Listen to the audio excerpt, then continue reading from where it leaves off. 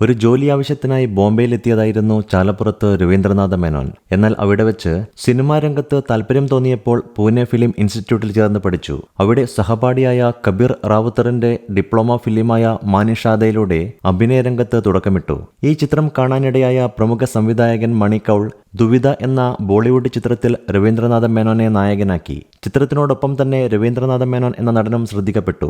തുടർന്ന് ബോളിവുഡിൽ തന്നെ സപ്നം കി റാണി, ജംഗൽ മേ മംഗൽ, ദോ കിനാരെ തുടങ്ങിയ ചിത്രങ്ങളിലും ഇദ്ദേഹം അഭിനയിച്ചു. മണി കൗളിന്റെ ദുവിധ എന്ന സിനിമയിൽ അഭിനയിക്കുമ്പോൾ തന്നെ രവീന്ദ്രനാഥ മേനോൻ എന്ന പേര് രവി മേനോൻ എന്നാക്കിയിരുന്നു ഇദ്ദേഹം. ആ പേരു മാറ്റത്തിനു പിന്നിൽ വിഖ്യാത ചലച്ചിത്രകാരൻ മൃണാൾ സെൻ ആണ് എന്നത് മറ്റൊരു അത്ഭുതം. എന്നാൽ മലയാളികൾക്ക് രവി മേനോൻ എന്ന നടനെ പരിചയപ്പെടുത്താൻ ഇത്തരം മുന്നൊരുക്കങ്ങളുടെ ആവശ്യമില്ല എന്നതാണ് സത്യം. നിർമാല്യം എന്ന സിനിമയിലെ ഉണ്ണി നമ്പൂതിരി എന്ന് പറഞ്ഞാൽ മതിയാകും. പാലക്കാട് ജില്ലയിലെ കരിമ്പുഴയിൽ ചാലപ്പുറത്ത് കല്യാണി അമ്മയുടെയും അമ്മന്നൂർ ബാലകൃഷ്ണ മേനോന്റെയും മകനായി 1950 രവി മേനോൻ ജനിച്ചത്. സിനിമാ ജീവിതത്തിന്റെ ആരംഭദശയിൽ ഭാഗ്യദേവതയുടെ കടാക്ഷം ആവോളം ലഭിച്ചിരുന്ന നടനായിരുന്നു രവി മേനോൻ. മണി കൗളിനെ പോലൊരു പ്രഗത്ഭ ചലച്ചിത്രകാരന്റെ സിനിമയിൽ നായക വേഷമണിഞ്ഞുകൊണ്ടുള്ള അഭിനയം അതിന്റെ തുടക്കമായിരുന്നു. എന്നാൽ അതേ രവി മേനോൻ പിന്നീട് സിനിമയുടെ മുഖ്യധാരയിൽ നിന്ന് പതുക്കെ മാഞ്ഞു പോവുകയായിരുന്നു. ജീവിക്കാൻ വേണ്ടി പിൽക്കാലത്ത് രവി മേനോന് പെട്ടിക്കടക്കാരൻ മുതൽ കൂട്ടിക്കൊടുപ്പുകാരൻ വരെയുള്ള ചെറിയ ചെറിയ വേഷങ്ങൾ കെട്ടിയാടേണ്ടി വന്നത് മറ്റൊരു കഥ.